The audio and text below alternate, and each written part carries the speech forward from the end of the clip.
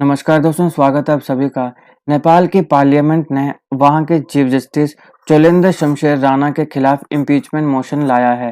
तो इस वीडियो में हम बात करेंगे कि क्यों ये इम्पीचमेंट मोशन आया, क्या एलिगेशंस हैं चीफ जस्टिस के ऊपर, और इस वीडियो में हम ये भी देखेंगे कि क्यों नेपाल में इतने फ्रीक्वेंटली चीफ जस्टिस के खिलाफ इम्पीचमेंट मोशंस लाए जा रहे हैं।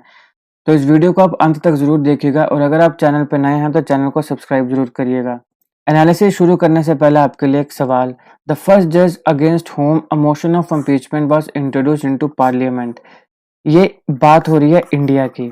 आपने मेरे को बताना है कि इंडिया में ऐसा कौन सा पहला जज था जिसके खिलाफ पार्लियामेंट में सबसे पहले इम्पीचमेंट मोशन लाया था। इन चार में से जो भी राइट ऑप्शन है उसके खिलाफ इम्पीचमेंट मोशन आया था।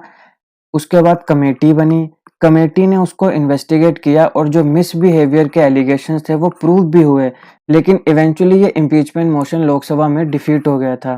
तो आप अपना आंसर कमेंट बॉक्स में लिखें। क्वेश्चन का राइट आंसर मैं दूंगा वीडियो के एंड में। तो देखिए, नेपाल के सुप्रीम कोर्ट के चीफ जस्टिस जो हैं राणा, उनके खिलाफ लगे करप्शन के एलिगेशंस, जिसके बाद उन्हें सस्पेंड कर दिया गया। इनको सस्पेंड करने के बाद नेपाल के सुप्रीम कोर्ट में जो दूसरे सीनियर मोस्ट जज हैं दीपक कार्की, अभी उनको चीफ जस्टिस बना दिया गया है। ये जो मोशन इस चीफ जस्टिस के खिलाफ लाया गया है, इसको 98 एमपीज ने साइन किया है नेपाल की पार्लियामेंट में, और ये बहुत बड़ा नंबर है। तो देखिए, आप नेपाल का थोड़ा पॉलिटिकल हिस्ट्री देखेंगे तो आप पाएंगे कि नेपाल में बहुत ही फ्रीक्वेंटली इम्पीचमेंट मोशंस लाए जाते हैं चीफ जस्टिस के खिलाफ। इसका मुख्य कारण है पॉलिटिकल डिफरेंसेस। जो भी पार्टी पावर में है, अगर उसका पॉलिटिकल डिफरेंसेस आ गए चीफ जस्टिस के खिलाफ, तो फिर वहां पे आ जाता है इम्पीचमेंट मोशन। यही एक कारण है कि नेपाल की जुडिशरी के ऊपर काफी पॉलिटिकल पार्टीज का इन्फ्लुएंस रहता है हमेशा से। तीन पार्टियां जो इस इम्पीचमेंट मोशन को लेकर आई हैं, हालांकि वो तो डिवाइडेड हैं अपने कुछ ना कुछ प्रिंसिपल्स की वजह से, लेकिन इस इम्पीचमेंट मोशन के लिए वो सारी एक साथ आ गई हैं। अब देखिए, एक मुख्य कारण कि क्यों नेपाल के सुप्रीम कोर्ट में इतने फ्रीक्वेंटली इम्पीचमेंट मोशंस आते हैं वो ये है कि इसमें जितनी भी पार्लियामेंट की टोटल स्ट्रेंथ है, उसमें से मात्र 25% वोट ही चाहिए चीफ जस्टिस को इम्पीच करने के लिए या फिर सस्पेंड करने के लिए। इसका मतलब ये हुआ कि मान लीजिए एक मोशन आया, अब मान लो पार्लियामेंट में 100 बंदा है, तो उसमें से अगर 25 भी इस मोशन के पक्ष में वोट दे देगा तो चीफ जस्टिस जो है वो इम्पीच हो जाएगा। तो ये बहुत ही वीकर क्राइटेरिया है और यही सबसे बड़ा कारण है कि इतने फ्रीक्वेंटली इम्पीचमेंट होती रहती है। और यही एक कारण है कि वहाँ की जो जुडिशरी है उसके ऊपर बहुत ज़्यादा इन्फ्लुएंस रहता है पॉलिटिकल पार्टीज का।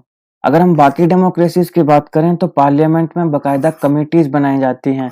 वो कमिटीज इन्वेस्टिगेट करती हैं। इन्वेस्टिगेशन में अगर ये एलिगेशन जो उसके ऊपर लगाए जाते हैं वो अगर साबित होते हैं, तब जाके उसकी इम्पीचमेंट होती है। जैसे कि अगर हम इंडिया की ही बात करें, इंडिया में अगर चीफ जस्टिस को रिमूव करना हो तो सबसे पहले क्या होगा, रिमूवल मोशन। रिमूवल मोशन में 100 मेंबर्स, अगर हम बात करें लोकसभा के तो 100 मेंबर्स के साइन चाहिए। अगर राज्यसभा की बात करें तो 50 मेंबर्स के साइन चाहिए। अगर ये साइन मिल जाते हैं तब ये मोशन जाता है स्पीकर या चेयरमैन के पास। अब ये इनकी मर्जी है स्पीकर और चेयरमैन की कि ये एक्सेप्ट करें या रिजेक्ट करें। अगर ये एक्सेप्ट करते हैं तो 3 मेंबर कमेटी बनाई जाती है और ये कमेटी इन्वेस्टिगेट करती है।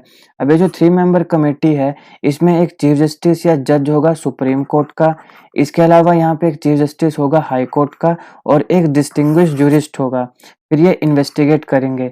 अब अगर ये इन्वेस्टिगेशन में गिल्टी पाया जाता है, तब फिर ये मोशन हाउस में लाया जाता है और जैसे ही ये हाउस में मोशन पास हो जाएगा, उसके बाद ये प्रेसिडेंट के पास जाएगा और फिर प्रेसिडेंट ऑर्डर करेगा जज को रिमूव करने को।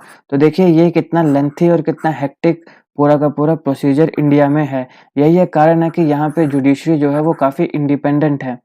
अब हम कुछ स्टैटिक जीके पॉइंट्स को कवर करते हैं चीफ जस्टिस ऑफ नेपाल के बारे में। इसको अपॉइंट करता है प्रेसिडेंट ऑफ नेपाल।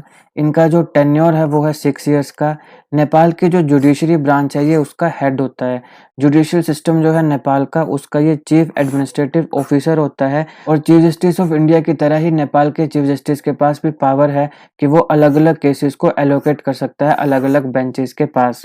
इसके अलावा भी चीफ जस्टिस राणे का नाम काफी कंट्रोवर्सीज के साथ जुड़ा है। नवंबर 2001 में नेपाल के सुप्रीम कोर्ट के काफी जज स्ट्राइक में चले गए राणा के खिलाफ। उनका इल्जाम था कि जस्टिस राणा जो केसेस हैं उनको कुछ स्पेसिफिक बेंचेस को ही एलोकेट करता है।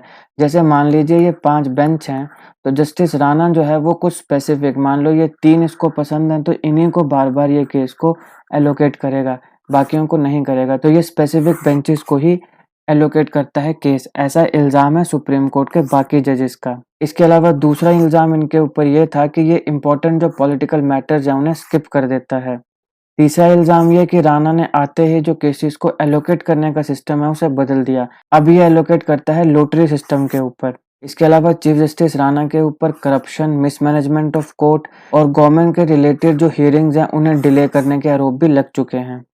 अब आते हैं हम अपने सवाल पे कि पहला जज जिसके खिलाफ इम्पीचमेंट मोशन आया था इंडियन पार्लियामेंट में वो कौन थे? तो राइट आंसर है जस्टिस रामास्वामी, ऑप्शन बी। जैसा कि मैंने आपको बताया कि इनके खिलाफ इम्पीचमेंट मोशन आया था। इम्पीचमेंट मोशन आने के बाद एक कमेटी बनी, कमेटी ने इन्वेस्टिगेट किया और इनके खिलाफ जो एलिगेशंस थे वो प्रूव भी हो गए थे। लेकिन इवेंचुअली जब लोकसभा में ये मोशन गया तो वहां पे ये मोशन डिफीट हो गया। इसका मुख्य कारण यह था कि कांग्रेस ने अपने आप को एब्सटेन कर दिया था वोट देने से। अगर आप जानना चाहते हैं कि 2004 में कांग्रेस की सहायता से यूपीए कैसे बना और कैसे वो बिगड़ा, rise and fall of UPA, तो मैंने इसके ऊपर एक और वीडियो बनाई है, अगर आप चाहें तो देख सकते हैं, लिंक मैं डिस्क्रिप्शन में दे दूंगा। ये था इस वीडियो का एनालिसिस। आई होप आपको वीडियो अच्छी लगी हो। अगर आपको अच्छी लगे तो लाइक करें, ज़्यादा से ज़्यादा शेयर करें और ऐसे ही जीके वीडियोज़ के लिए अभी हमारा चैनल सब्सक्राइब करें। Thank you for watching.